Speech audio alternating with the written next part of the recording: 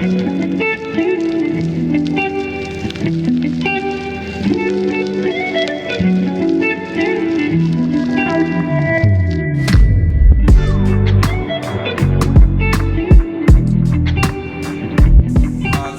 YouTube, wake up. Okay, what is up, y'all? What is up? We got a good one from today. What we got? We're going to talk about the arrogance. And this is going to be like slick a rant, slick educational purposes. For real though. Like both tied together because... Yeah, it's a very arrogant culture in Jehovah's Witnesses. Not intentionally, but it's just there. We'll get into it, right? Yes, absolutely. So I feel like there's a lot of religions that, kind of have this like arrogance about them. But Jehovah's Witnesses take the cake. That's a different level of arrogance right there. Okay, and we're going to do some like bullet points of what kind of things that they are arrogant about. And one of the first things is baptism. That's one of the things that really sets your name in stone as a witness. And this the interesting part about witnesses. They claim that we are very humble people. In their minds, they are the most humble Christians of all people.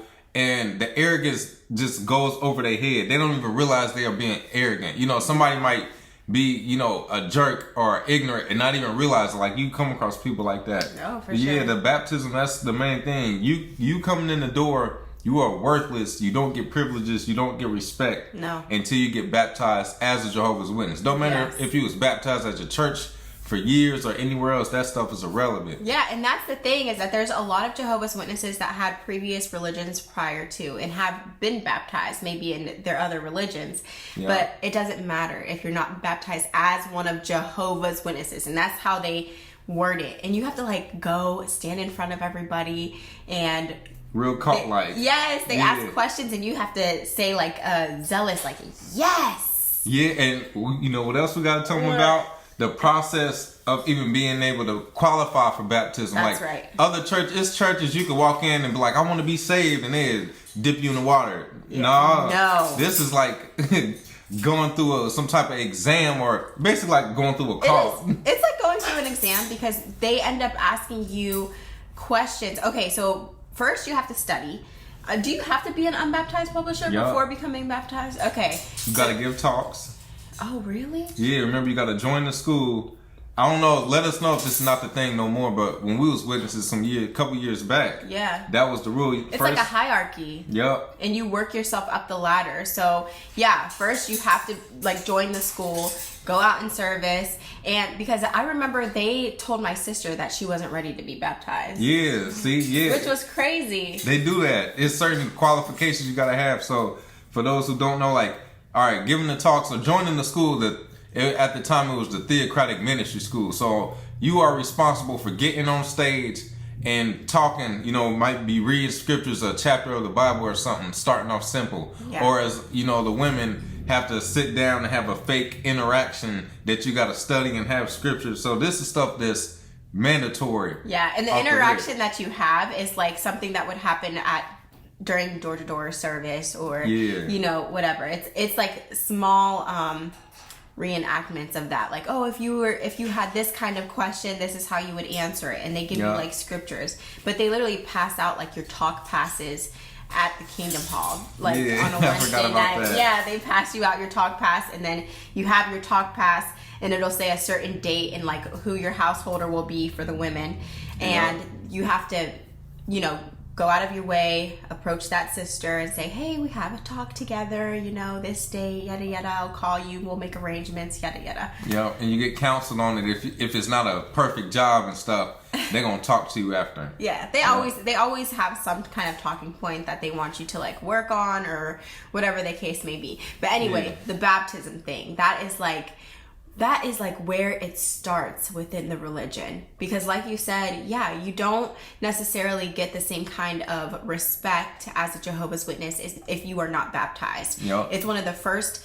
very basic things that people will ask you, like if you're baptized, and you're not even qualified to date people that are baptized if you're not baptized. Oh my gosh, you cannot date somebody who is not baptized. No. And you're baptized. Even being friends is like people will kind of look at you sideways a little bit if you're too friendly with people that's, you know, not making, or if you don't get baptized quick enough, they start to look. It's a lot of judgment. If you're not baptized, oh, why they ain't getting baptized? They must be doing something they ain't supposed to be doing, or what's taking them so long. You know what I mean? Yeah, it's a lot of judgment surrounding baptism. And like you said with the dating, if two people are not baptized, they're not supposed to be dating. Like, you can't consider yourself really a Jehovah's Witness or studying to be a Jehovah's Witness if you're dating somebody who is also unbaptized and you like grew up in it. It's different if, you know, we found you door to door witnessing and then it's like, hey, come in, and they're dating. But eventually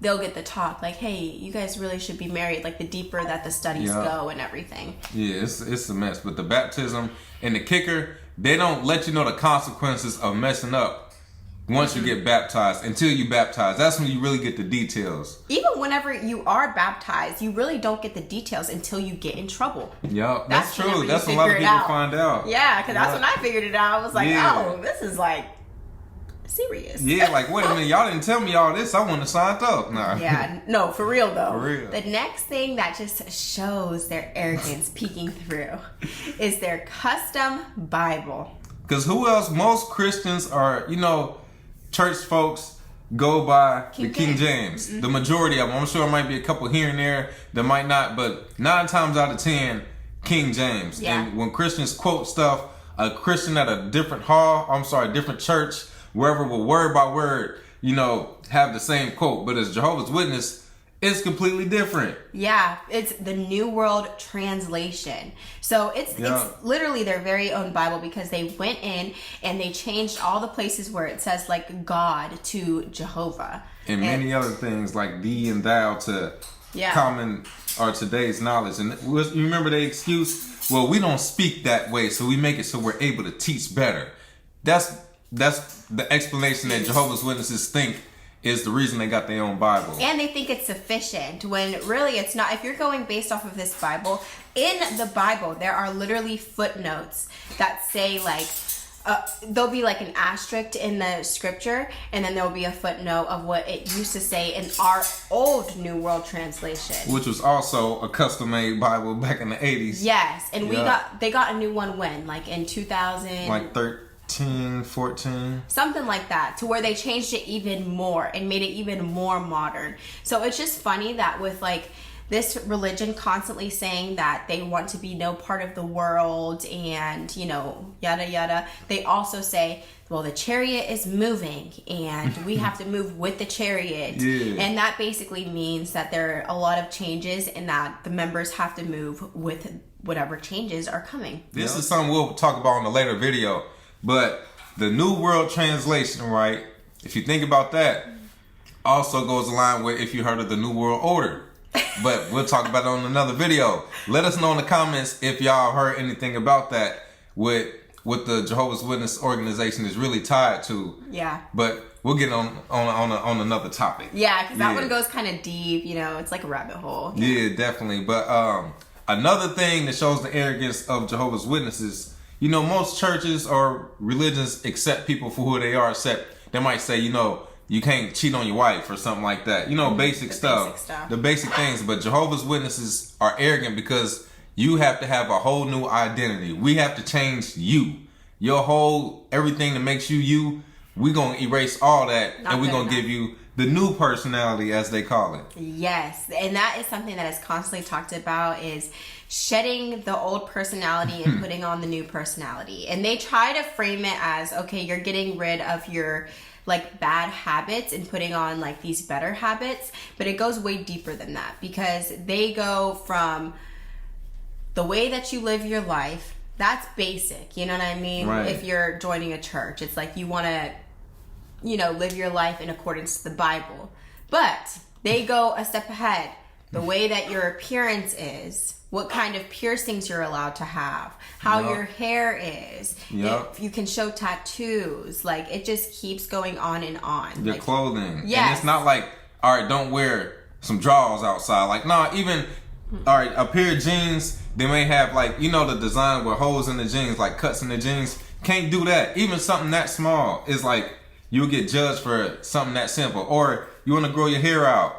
A lot of churches, you can have braids, locks, an afro. Yeah. That's a no-go. Can't do that either. They change you inside and out. And it's not like simple things like you can't gamble no more. It could be something as simple as on your weekends, you like to go and sing or something like that. Might play bingo or something like that.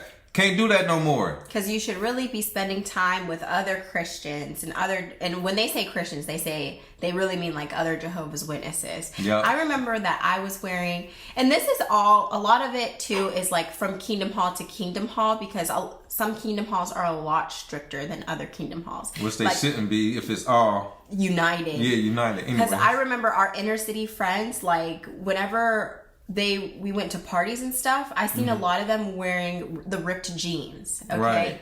Ripped jeans were like forbidden at my Kingdom Hall, or at least I was under the impression that it was like forbidden. Like we couldn't wear that to a gathering, a Jehovah's Witness gathering. No, heck no, you could not wear jeans like that. I remember I was wearing jeans like that whenever one of the elders came and like visited us, and he said a smart comment to me. He was like, "So Lexi, did you get your pants half off?" Yeah, like I was like, what do you mean by that? They make little slick comments like that to jab at you, to let you know you doing something bad. Even the music, rap music, not even like explicit NWA type gangster rap, which a lot of religions might not let you listen to, but just the fact that it's rap. Oh, you shouldn't listen to rap, because that's so close to any other kind of raps, and why would you want to have to pick and listen to a full song to find out if it's bad or good? That strict. Yeah, very strict. The arrogance, because that rock and roll, like the hard rock, like anything like that was honestly almost any genre of music that wasn't very green. Like I remember Taylor Swift used to be okay. Like that's what they would allow us to listen to. Like those like very mainstream ones, but even that was shaky. And once the organization started making more of their own music, like they wanted you to listen to that. Yeah, like I don't want to listen to this, man. This is garbage. For real. I won't forget that, because they just try to change everything about you, and we always say this, but it's like an abusive relationship. It's like literally changing all the things that you like about yourself or that is unique about you. They make you feel like it's something wrong, like you can't do it no more. No, that's a mess. Moving forward, another thing that makes Jehovah's Witness very arrogant is the whole idea of only our prayers work. And this is, there could be other religions like this, but in a nutshell, you could be a Christian and ask another random person at the store, "Hey, I just need some prayers," or "I'm gonna pray for you," and it's cool. It's accepted. But Jehovah's Witnesses, I remember you would hear people say little slick stuff. Somebody that's not a witness, this worldly as they call, they prayer ain't gonna make it to the ceiling. Jehovah ain't gonna answer that. But at the same time, they would give these fake examples. Oh, we went and knocked on the door and this person came crying saying they were praying to God for true answers and we came. So they use it to their own benefit. One time, is your prayers ain't gonna work because you're not a witness unless we come in and can benefit from it. Now it's us. Yeah, absolutely. You know what? That is such a good point, because there was always stories like that. And I do believe that to an extent. I believe that if you ask for something, it will come to you, Right. So I'm sure those stories were true, but it's the way that they use them and say, okay, in any other circumstance that we are not like a part of this thing, then your prayers don't work. Right. But if you're praying and asking for us to show up, like, it worked. Jehovah heard you. Like, they would always say, Jehovah picks, who like he wants to be attracted to the... Who he wants to use. Yeah. Yep. They always would say that. So they really gaslight you into believing that you are the special. Chosen one. Yeah. Yep. This is something that throw their whole idea in the mud. All right, they say this person prayed for us to come and we gave them the truth. Think about this. This could be somebody watching this. Mm-hmm. You prayed for the truth. You came across this and then you woke up and realized it was bogus, and it opened your mind up to everything else. So they may have been a part of getting you to today, but that right there wasn't the truth. That was just part of the journey. You get what I'm saying? So yeah, but they stopped the tracks like the story ends here. No, the story ends later on down the line. This was just something to make you a lot less gullible down the line, or make you question everything down the line by being a part of a cult that you thought was the truth. Yeah, absolutely. That is so true, because it's very normal to have, like, I think, closed-minded thinking, especially in, like, the older generations. Like, people are very closed-minded. But to be open-minded and to be able to see things from different perspectives, like, that is, in my opinion, that's a gift. You know what I mean? To be able to do that. And just, it doesn't mean you have to, my thing is always, it doesn't mean you have to follow what these other people believe. Just, you can have understanding of a perspective. Like, is it that difficult? No, it has to be by the books, exactly how we say it gotta be, exactly how you gotta think. Right. Yep. And with the whole praying thing, like, you're right, other religions, there's people on Facebook all the time or Instagram, like, hey, like, my family's in the hospital, please just pray for us, you know, whatever. Yep. And you could be part of different religions, but they're asking for prayers because they believe, you know, that will still bring in the same kind of healing. Not with them. Jehovah's Witnesses, no. They prayers only. Yeah. So just like we were saying before with the whole baptism thing, it keeps going on from the baptism. Like, especially if you are a man. There are titles that you have to be, like, working towards. So you don't just stop at getting baptized. Most of the time, that is not good enough. That is not sufficient enough for them. You're still going to be pushed and, like, pondered and, like, you know, just pressured to keep moving forward. So they want you to up your service time, become a pioneer, go to Bethel, go serve where the need is greater, become a ministerial servant, become an elder. Like, the list goes on. It never stops. It doesn't cap. Even this is something I just thought of when you had made that point.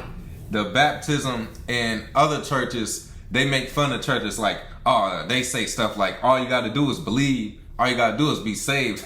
That's not enough. The arrogance of Jehovah's Witnesses. Everybody else is just trying to be decent people, but that ain't enough unless you do all this stuff that the Bible, if that's what you believe in, don't even say do. No. Say you need to get this many hours in service. You need to have your face looking like this or your hair looking like that. Yeah. To that extreme. Yeah. You listen to this type of music, you're not going to make it to paradise. God is not going to show you love no more. Yeah. You shouldn't go there on the weekends. You shouldn't be posting this on your social media. You shouldn't. Everything is, you shouldn't do this, that, and third. Yeah. Like, and it'll be very normal things. Like, when me and my girlfriends went out to eat that one night and we got a freaking, what's it called when they come to your house? A shepherding call. Why do I always forget that term? Because it's not important.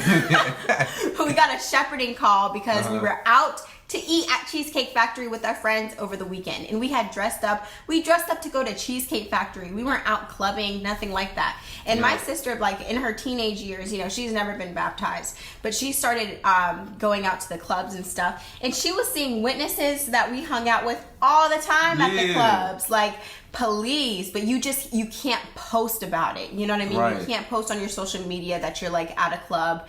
Especially if you have older witnesses or, like, just anybody who's, like, a tattletale. Right. I remember we were at a party. I can't remember if it was on New Year's Eve or not, but we were at a party. It was like a Jehovah's Witness party, but there was alcohol there. Mm-hmm. And two adults, my uncle and this other girl, they took a shot. Okay, and they had, I think the girl had posted it on, I don't know, Snapchat, Instagram, something. She had posted it on something. Right. They were pulled to the back. Yeah. Not only were they pulled to the back, but the people that had the party was also pulled to the back because two consenting adults took a shot together. Because they have to have control over everything. Even y'all at Cheesecake Factory, y'all weren't doing nothing wrong, but we went there to monitor and see what y'all conversation was about. Yeah. Or, you know what I'm saying? Just extra strict for no reason. Very strict. And I think it's good for context to know that, like, my Kingdom Hall and your Kingdom Hall, they were both, like, one of the stricter, like, out, you know. We had the strict elders at my hall. Yeah, we did too. Like, we had a more strict Kingdom Hall. There was nothing. It was boring. It was boring, okay? The parties were boring. Everything was boring. So we had, like, just a couple of fun couples that would, like, invite. Really, there was only one fun couple. They were awesome. Yeah. And they would, you know, get the young people together, the people who weren't tattletales, but still there was always one tattletale in there somewhere. Because it's always a conscious thing. You gotta sit there and have stuff weigh on your conscience, make people feel bad enough to tell about something. Yeah, and I'm not kidding. The stuff that like the inner city congregations used to get away with was mind blowing. Like the kind of parties that they would have, like, and they not get in trouble for it. It's just, it was crazy. It's a job. It's like a corporate job here that got multiple chains of it. Yeah, you might have some supervisors and managers over here to be tripping.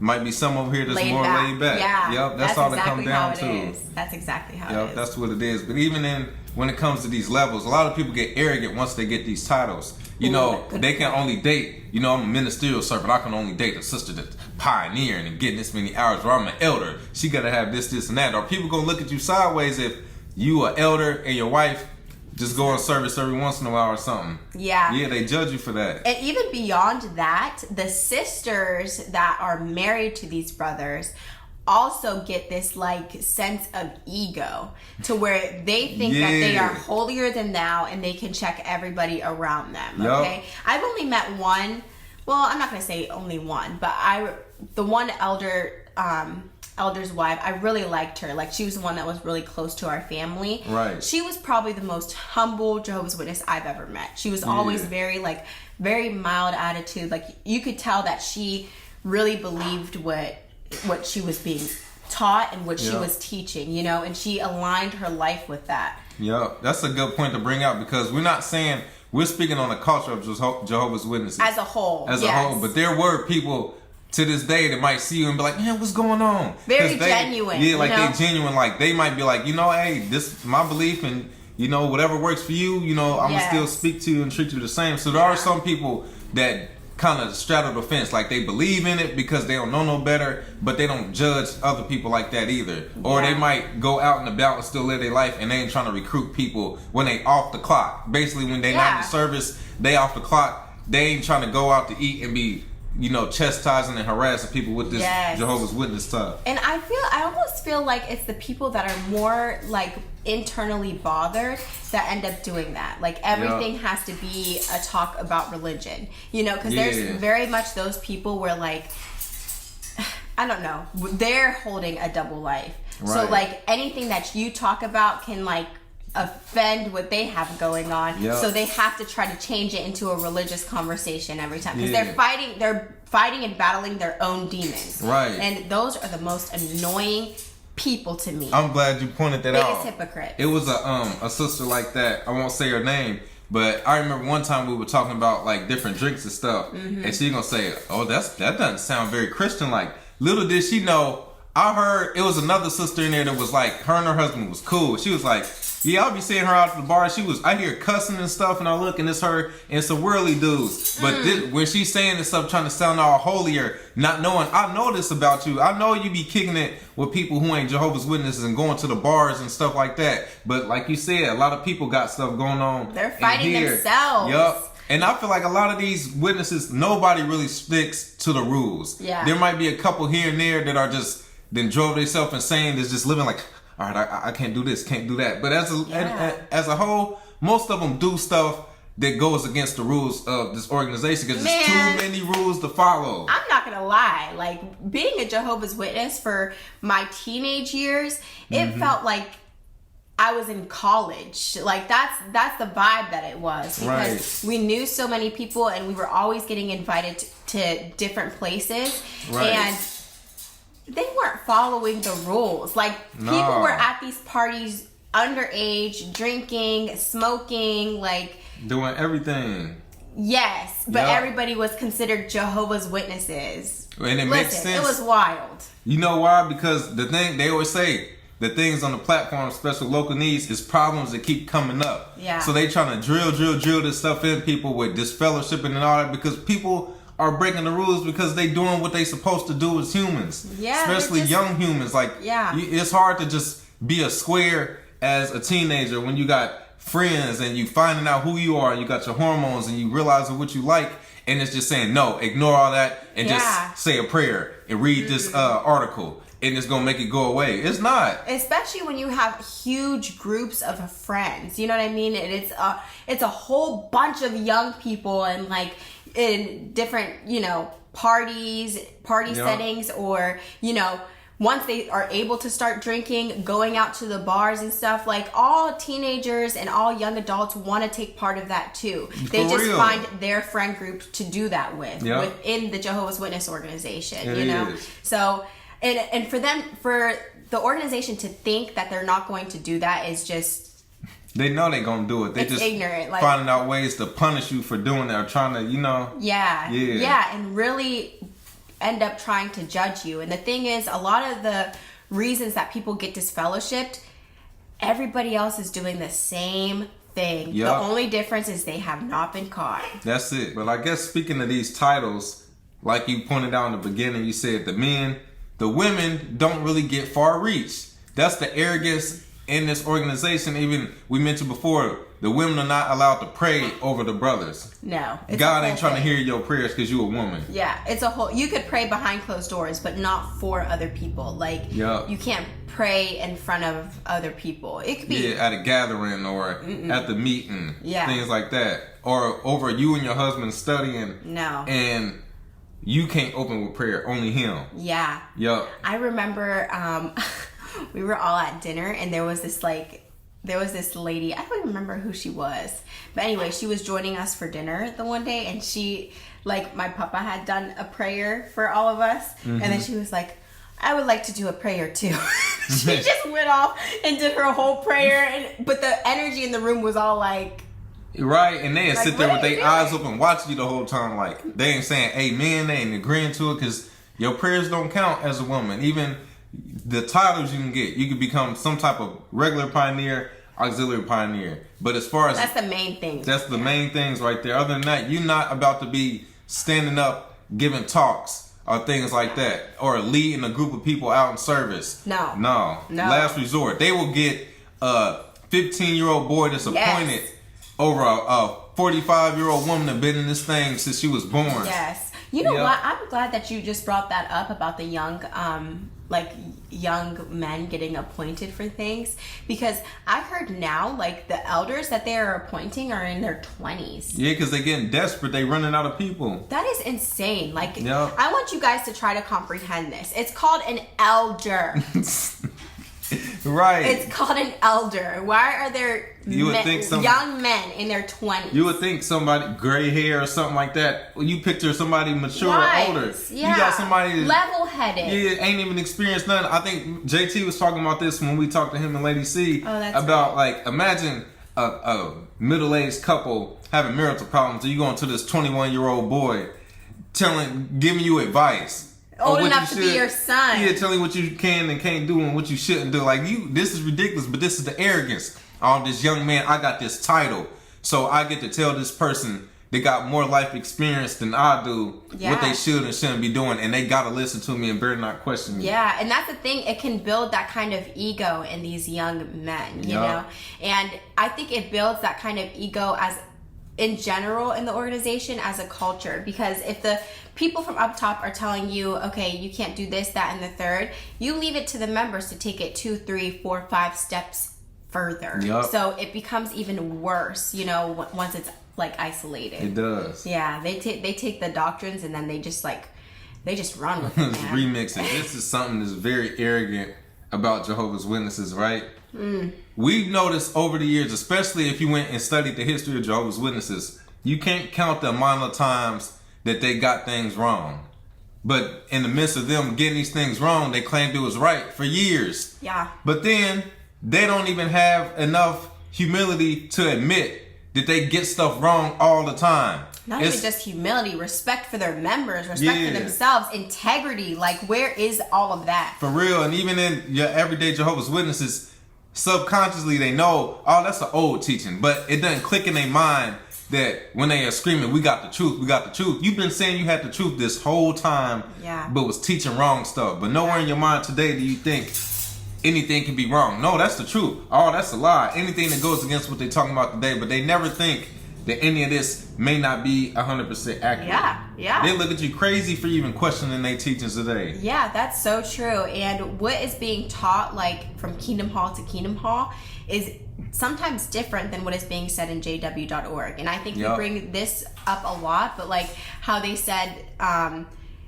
when somebody is disfellowshipped, you can continue normal family. Whatever, like relationships and stuff. Yeah, normal family relationships like continue, and I think that is something.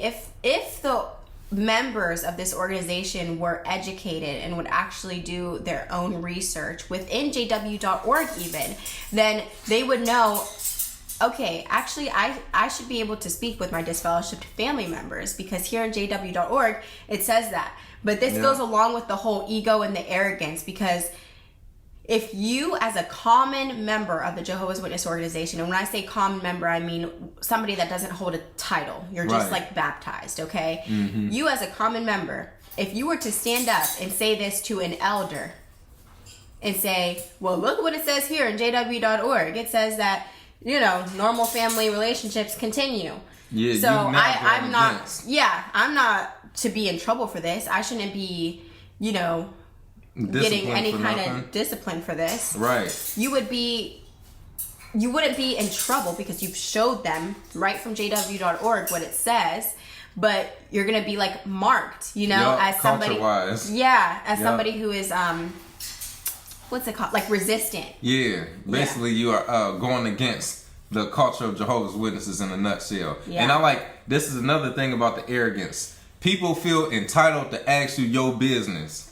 Oh my god! Especially if they got a title, they are allowed. Oh, I see you sitting by so and so. Are you two dating? Who? I don't. And it'd be somebody you go to the hall with them, but you don't know them like that. Excuse me. They want to be completely integrated into your life, and sometimes it's not even somebody who holds a title. Sometimes it's just anybody. If they notice something, they feel like they're allowed to just come up to you and say whatever it is that they want. You missed a couple meetings. Where you been at? Yeah. You don't. I remember one time when I got more toward being inactive, an elder's wife gonna pull me to the side like, whoever she is, it's not worth it. You just got to come back to the Kingdom Hall. I'm looking like it ain't nobody. I'm just tired. Like, I didn't say this, but I'm tired of coming here. I get off work after working 11 hours and I don't feel like coming to no Kingdom Hall. You know what I'm saying? But people feel like they entitled to just say what they want to say to whatever they want and assume.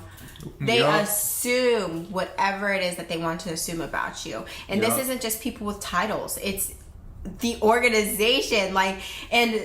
Rumors spread, and they used to say this from the platform too. Like, rumors spread like wildfire. Because that was something, I believe you was able to get disfellowshipped over gossip. Yeah. That was another thing, which is crazy because that's what everybody does. Gossip. Everybody does it. Even the elders. This is something else I just thought of. Being able, you a grown person. Somebody can show up to your house whenever they want and bombard you with questions. Shepherding calls. That is insane. Excuse me? Somebody younger than you. Like, where's the common courtesy? And they can even bring an elder that you don't even know like that. They come ask all your business. Yeah. The arrogance of them. Yes. Whenever my mom was like, I don't think she had been disfellowshipped yet, but she was like smoking cigarettes and stuff. And she had a Jehovah's Witness lady that lived like up around the corner from her in the little community. Right. And she had told on my mom about smoking, right? So the elders just showed up at my mom's house, like at her apartment. They were like knocking on her window. And the thing is, the closer you are to any of the elders, the more comfortable. It's like any normal human relationship, you know? Right. The more comfortable they are with doing these kind of things and really integrating themselves into your life. Yeah, because they feel like they got the title, so now they got the rights. And they chastise you. Like, the elder that we were close to, we got chastised by him as if he was our freaking dad. Right. Like, but he felt comfortable enough to do so. Like, it was always just questions and, well, you know, you really shouldn't be doing that, right? Or like just very like, I don't know, annoying. Yeah, I never liked him. He's somebody I would love to yoke up to this day. It is what it is. The thing as Jehovah's Witness, for real, some people that are elders don't realize that in real life, like, they don't have authority. But when they walk into this Kingdom Hall, it's like, I get to boss people around. Up. Yeah, so sometimes people need to get yoked up sometimes to bring them back down to reality. And I think a lot of that happens. Like, they get yoked up with the arrogance, yoked up with the pride, and because they're integrated into the rest of the men who have titles, like they feel like they're really somebody. And it's only when they put the suit on, because then they go back to work, they don't get to boss nobody around. Out and about, they don't get to boss people around. But once they come to this hall, it's like they get to. It's just like somebody at work. There's a nobody outside of work, but they a supervisor, so they take it out on everybody, or a school teacher to get to bully kids and push them around. But in real life, they go back home and they not controlling nobody in their house. Yeah. You know what? You just reminded me of something. I remember we were at a convention and we were there with my whole family, right? And it was in a stadium, like a basketball stadium, is where we held the conventions. And I was just walking around, and all of a sudden I got a phone call. And it was a phone call from this elder. Yeah. And he's like, who were you talking to, and who were you like walking around with? Because just know I'm watching you. He was up in, like, you know, those boxes, like, right, the skybox type thing. Yes. So the elders, and like he was the coordinator. Right. So people with extra special titles got to be up in these. What is it called again? Like the skybox. Yeah, they got to be up in the skyboxes. They would have food there during the conventions. They sat there, and it was like it was a special box to where they got to watch the convention from, and they got to talk with their friends.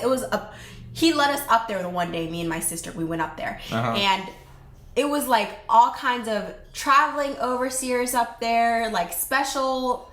Whatever, all these special titles, you know, and we were meeting everybody like from Bethel and things like that, because he used to try to introduce me to who he viewed as like nice young men for me to date, okay? Yeah. And so he was watching me, he was like, who were you walking with? Like a creep. He was a creep for multiple reasons. Me from up in the skybox. Yep, he was one of them. Why would you do that? Yep. That made me feel like some type of way, because I'm like, I don't even feel comfortable right now. Like, I'm just talking to my friends. I have a lot of them here, you know? Right, but he was one of them that I instantly didn't like, because I got that vibe. He was a creep. Kyron didn't like him either. Ooh. So Kyron ain't no Jehovah's Witness. But no, he was my sister's ex. So yeah, dude was a creep, and he got the same vibe. And that's another story. But as you see, that's why I said what I said. Like, certain people need to get yoked a little bit. Yeah, he's the one who came to our house for the shepherding call too, and trying to drag this other young ministerial servant into it. Like, don't you think that they shouldn't be out late at night and blah blah blah? And the ministerial servant at that time, like he was I think in his 20s or early 30s. I think he was in his older 20s, and he's kind of just. He used to go out clubbing when he was younger, you know what I'm saying? So he's looking at him like, if this is all they're doing, like eating cheesecake, leave them alone. Yeah. He one of them. So to go along with these wrong teachings, we know that they have teachings that have been proven wrong in the past, that they have changed, and now it's new light, and now it's different, and all these updates. But one thing about them is you will not hear an I'm sorry from them. No, and we covered before. Not saying this is it, but this is just my perspective. If they make it a habit of saying, I'm sorry, we got this teaching wrong, that may trigger something in the person's brain to realize, like, of course, the excuses that they repeat, oh, we're imperfect men and all that bogus stuff. But if they say, I'm sorry, we got it wrong, something might go, y'all, how did y'all get it wrong? Y'all talk directly to Jehovah because y'all the only ones with that skill. How did y'all miss something? So little things like that, they can't afford to say we got it wrong. They just kind of, we got new light. So as if this is adjusted light from the last light. Yeah. You had the wrong light. Yeah, definitely. And they won't say sorry about it. And it just shows how big their like pride is, you know, to where they feel like they don't have to apologize. And where they even stand up there and say, hey, like, if you feel like we need to apologize, maybe you have the wrong kind of thinking, you know? Yeah, like something is wrong with you. And that's the arrogance. That's gaslighting. These are CEOs, just like you said about the skybox thing. JT did a video years back talking about what happens inside those rooms. It's basically like a company, and these people higher up, when the event go on, get to kicking in here and have food and drinks and not really pay attention like everybody else got to this. They hanging out up here, and that's what this is. These are the CEOs that do whatever they want to do because they control the business. No, that's and the truth. Y'all work for us. We do what we want. Because when they were up in that skybox, I don't know if they were completely not paying attention, but they take on all of these other jobs and responsibilities and hosting these, like the wives will host the all the travel overseers and you know all these special guests. So they're in charge of setting up the food and doing this. Yes. So they're not required to pay attention. And on top of it, a lot of them are going to multiple conventions. Right. So the more conventions they go to, they're not going to pay attention. You know what I'm they saying? can just pretend that they did. But it's nice to find distractions. I remember working guarding a fire alarm for a certain shift at a convention. That was dope because it's like cool. And then once the iPhones became a little more popular with the app and the iPads and the tablets, what you got, instead of having to follow in this book, now you on the screen right here. Don't nobody know if you're paying attention or not. You used to be scrolling on Facebook and all kind of other stuff. Yeah. That's when things got a little more laid back. Yes, it was. I'm not gonna lie. Whenever there was, when you did have like a responsibility or something, it was more fun and more laid back because I did the first aid. I think I did that like 2 years, but like having a shift for that, I just got to sit there and like talk to whoever I was talking to. We weren't really paying attention, you know, and anybody who was passing in the hallways, because people get up all the time throughout the entire convention. They got a whole signs telling you to sit down. That's another one of the jobs. Another one of the jobs is like literally brothers holding a sign telling you be quiet, sit down, go back to your seats. Like don't sit in these hard, uncomfortable seats. It ain't like when you go to the stadium that got basketball games. You're not at no NBA game or no college game 8 hours from 9 in the morning all the way to 4:30. No, sitting in them seats ain't meant for your cheeks like that. No, man. they are not. Like, it is uncomfortable. You sitting like this, then you turning that way, then you gotta turn this way. You feel like a kid in school, but worse. Like, oh my gosh, that's terrible. For real, I don't miss that. I don't miss it either. For real.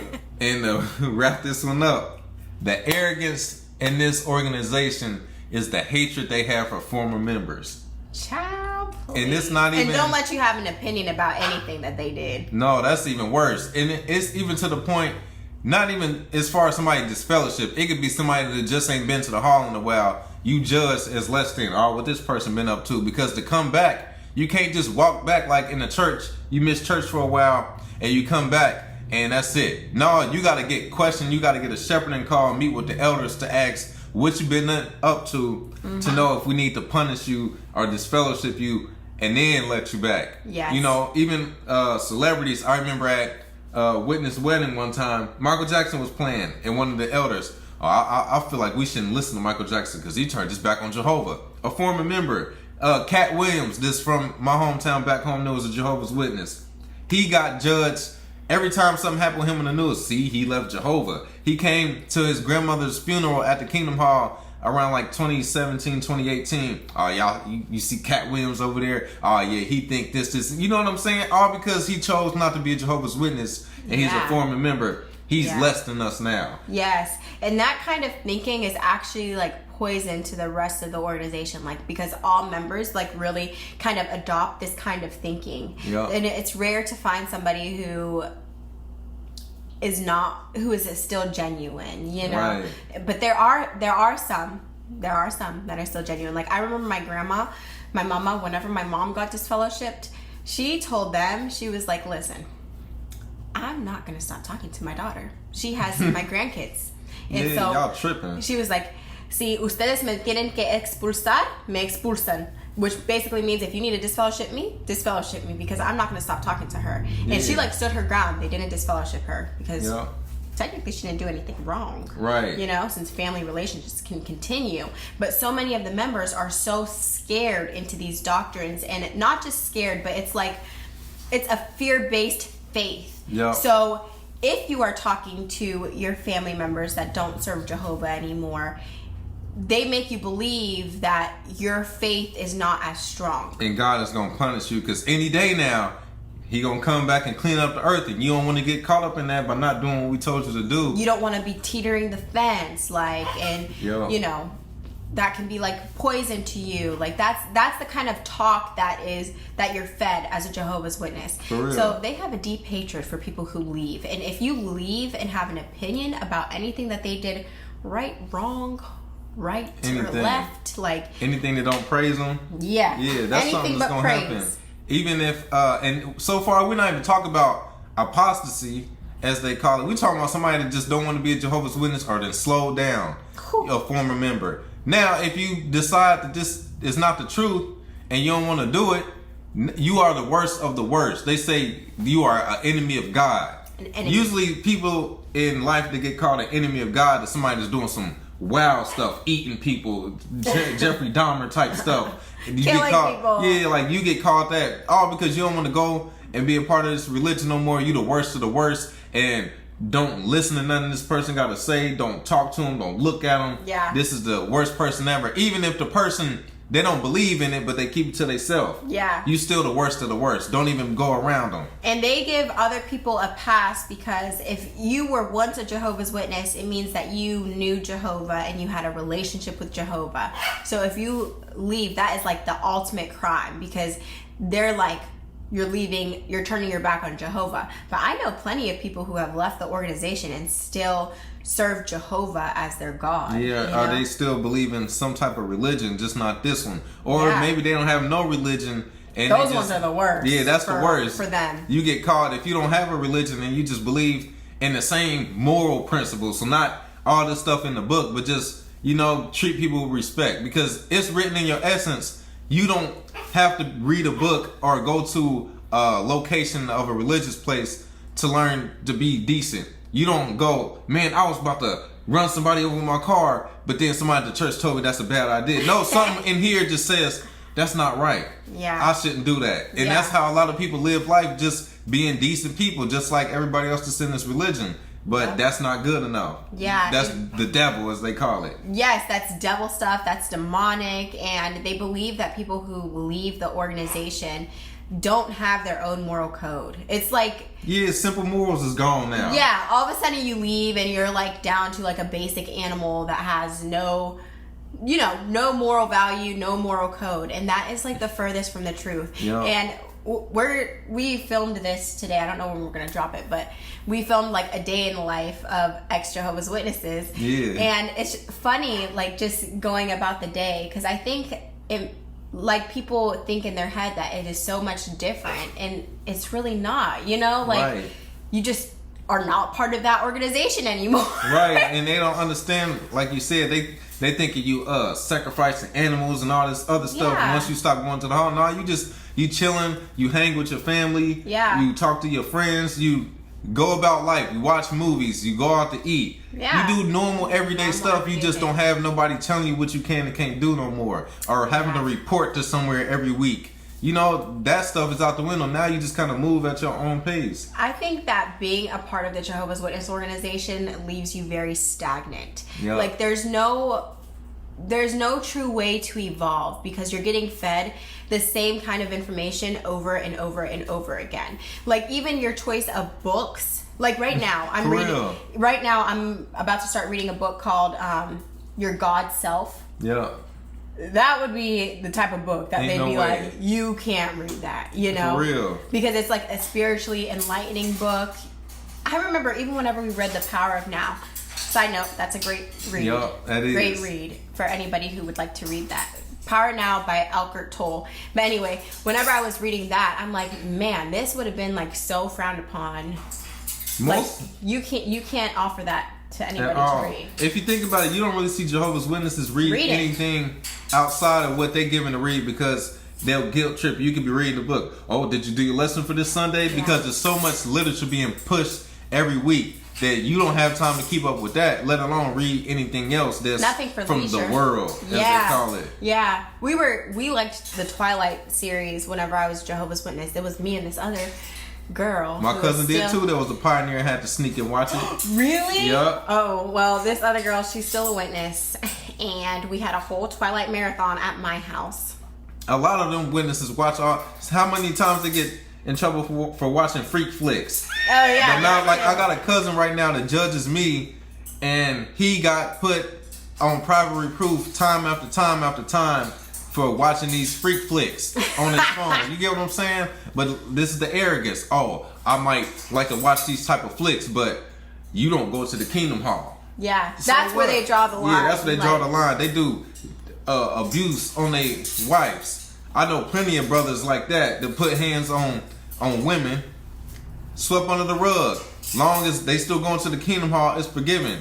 Yeah. Ones that like to fornicate, do all type of wild stuff, go to freak parties. Yeah. All type of these brothers. Yeah. But it's okay as long as they still go to the Kingdom Hall. Yeah. And the thing is, nowadays, I can have a friend that is into all of that and me not be a part of it. You know what I mean? real. It's like very simple. And it's not even a thing of like passing judgment onto that. It's just, I'm not into weak. that. You know what I mean? Yeah, we're not weak-minded. That's Right. what it is. Right. I can have an associate who likes to do that kind of thing, but I'm not into it. Okay. That's it. So you go do your thing, you know. Right. I'm not gonna go with you. For real, it's that simple. But witnesses are taught that they are so weak-minded that being around somebody make you do something. Yes. That, especially if it's something you're not even interested in do it. Oh, but they can persuade you, or Satan can trick you. No, if you stand or are a person that's standing on your morals, on what you believe in, it's pretty simple. Somebody just doing something that goes against your morals, you're not gonna be peer pressured. No, that goes against my foundation. Yeah. You go ahead, but I'm cool. Yes, and it doesn't have to be like a thing of passing judgment. It's not like,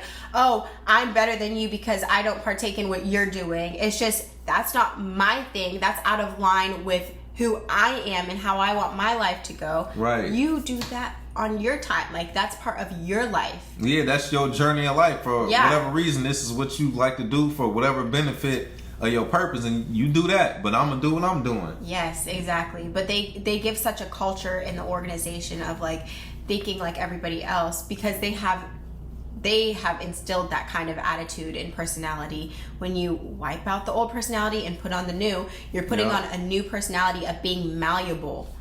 Okay, so malleable means without like hard form. You're able to be molded in whatever way that they want you to. So if you're able to be molded in that way, you can also be molded by other habits, you know, that may not be what they want. And it's more like you're not putting on a new personality, you put on a fake personality. You putting a Band-Aid over a cut that needs stitches. And when the blood start leaking out some more, slap another Band-Aid on it. Yep. That's all you're doing with this new personality. Yeah, I agree. But yeah, y'all, that was about it for this video. We just had to let you guys know we had a little rant. That was something that needed to be talked about, because that was something that just came to mind. Like, they are real arrogant. Let's talk about that. Yes, and it runs deep, okay? And I'm sure you guys have a lot of stories about it as well.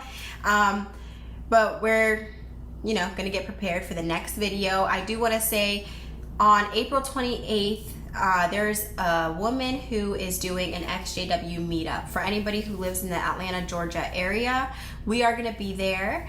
It's on April 28th. If you guys would like to join, anybody who lives in Atlanta, Georgia, or near it, and are free that day, send us a message on Instagram, and we will, add you to the roster.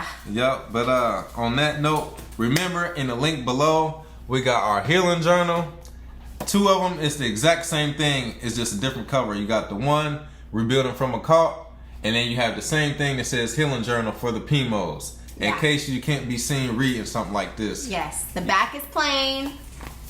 Okay. Oh, that's us at the bottom. Yep, right in the cut. But same information in between the covers. Yes, and thank you everybody who has already bought a copy. I'm so glad. Somebody already finished it. Ava, shout out to Ava. Yeah. She already finished the book. She left us an amazing review, and that was really exciting. Yeah, we appreciate that. Yeah. So make sure all of y'all that have read it or got it so far, let us know what y'all think about it, because this is the first of many books. Yes, I can't wait to do the next one. Like, I feel like this one that we made was very like basic level for somebody who is basically like just coming out, but we have a lot of information up here, okay, because we like to read. For real, that's something that we start doing once we got out the cult. Just learn as much as we can. Another thing, we are dropping our first vlog, Life After Jehovah's Witnesses, because a lot of people got questions like, what are y'all doing? Y'all seem fun, and we do a lot of random stuff. So let us know what y'all think on that video once we do drop it. Because I don't want people to think like, oh, they're not doing the other videos no more. They just doing vlogs. No, that's not it. But we're going to drop that in there too. Yeah. Because we do a lot of random stuff too. Yeah, and if you guys are interested in that, like those kinds of vlogs and seeing even just like Atlanta life and stuff, because Atlanta is fun. There's always fun things to do. Fun free stuff too. Yeah. Good vacation spot. Yeah. But so let us know. For real. But in the meantime, Y'all know our Instagram at Awaken Truths IG. And what else they gotta do? Don't forget to like, comment, and subscribe. Peace and love. Catch you on the next one.